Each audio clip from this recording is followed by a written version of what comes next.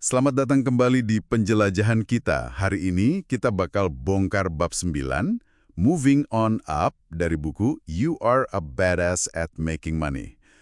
Sumber kita kali ini fokusnya menarik banget nih. Soal gimana lingkungan, ya tempat tinggal, barang-barang kita, dan terutama orang-orang di sekitar kita ternyata punya andil gede gitu loh dalam ngebentuk ya kondisi finansial kita. Siap nggak nih ngelihat sekeliling pakai kacamata baru? Iya, betul. Intinya tuh gimana kita bisa paham kalau semua itu seringkali tanpa kita sadari ngebentuk pola pikir kita, kebiasaan kita, keyakinan kita soal uang. Dan yang lebih penting lagi, gimana kita bisa secara sadar gitu ya, merancang lingkungan itu biar sejalan sama tujuan finansial kita. Biar lingkungannya kerja buat kita, bukan malah ngelawan kita, gitu kan ya? Oke, menarik. Mari kita mulai bedah ini ya. Buku ini kan nyorotin ide yang, wah kuat banget. Kita ini kayak spons lah. Nyerap aja gitu kenormalan dari lingkungan tanpa sadar. Ingat nggak contoh di buku soal bedanya kebiasaan minum di Italia sama Barcelona? Oh iya, inget-inget. Atau rasa aneh pas barang liburan dibawa pulang kok jadi nggak pas gitu ya? Nah ini katanya berlaku persis buat uang. Buku ini malah nantang kita nih. Coba deh Anda cek, penghasilan Anda sekarang itu jauh nggak sih dari rata-rata 5 orang terdekat Anda? Sering kaget loh lihat hasilnya. Dan ini krusial banget, karena lingkungan itu kayak nentuin standar bawah sadar kita. Dia yang ngasih tahu apa yang rasanya wajar, apa yang mahal, apa yang boros atau hemat. Nah, ini secara langsung ngaruh ke apa yang di buku disebut frekuensi energi Anda. Semacam getaran atau ekspektasi finansial yang kita pancarkan. Dan ujung-ujungnya, yaitu yang kita tarik ke realitas finansial kita. Kalau lingkungan kita terus-terusan ngasih sinyal kurang atau ya udah segini aja cukup, wah susah banget buat naik level. Menariknya, ini nggak cuma soal gambaran besar aja kan ya. Buku ini juga nekenin banget pentingnya detail di lingkungan fisik sehari-hari. Pernah nggak sih masuk ruangan berantakan terus rasanya langsung, aduh males gitu energi drop? Sering banget itu.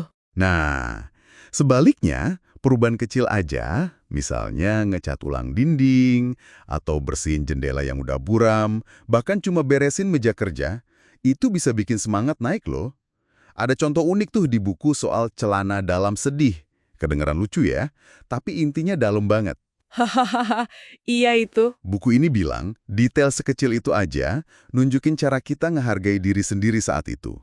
Dan itu ngaruh ke frekuensi finansial kita. Bukan cuma soal rapi, tapi soal nilai diri yang kepancar. Coba deh Anda pikirin, ada nggak satu perubahan kecil aja di ruang Anda yang bisa bikin level energi naik hari ini? Jadi benar, ngerapihin ruang fisik itu penting. Tapi buku ini juga negasin ada pengaruh lain yang seringkali lebih kuat lagi, orang-orang di sekitar kita. Bab ini benar-benar nyorotin betapa vitalnya kita milih dengan siapa kita bergaul. Ada orang yang jadi cheerleaders ya kan?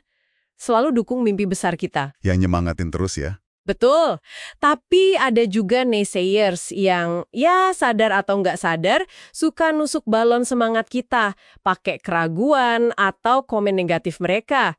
Pengaruh mereka ini bisa kuat banget, apalagi pas kita lagi nyoba keluar dari zona nyaman finansial.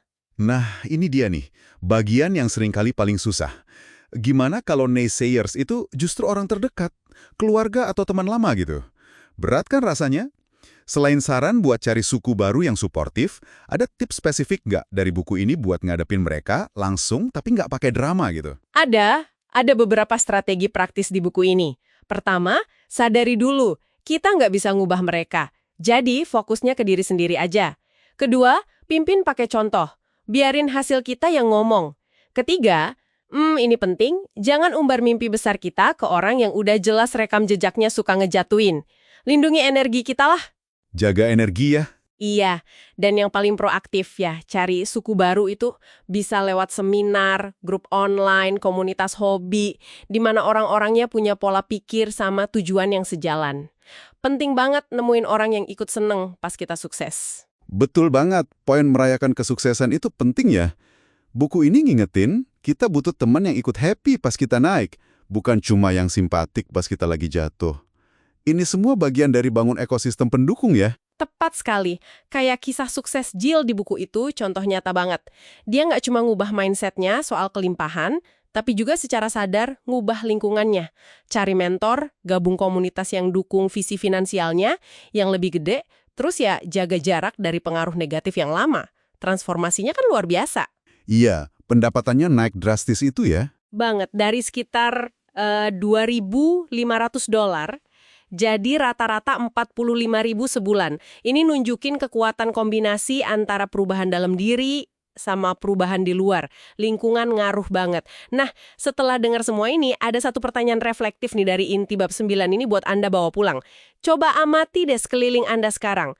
Lingkungan fisik Anda, terus orang-orang utama dalam hidup Anda, apakah mereka itu lebih mencerminkan masa lalu finansial Anda, kondisi saat ini, atau jangan-jangan masa depan finansial yang sebetulnya Anda idam-idamkan? Coba direnungkan baik-baik ya. Wah, pertanyaan yang dalam banget itu buat direnungkan. Semoga penjelajahan kita di bab 9 Moving On Up hari ini ngasih Anda percikan inspirasi sama keberanian ya, untuk mulai nata ulang lingkungan Anda demi kesuksesan yang lebih besar lagi.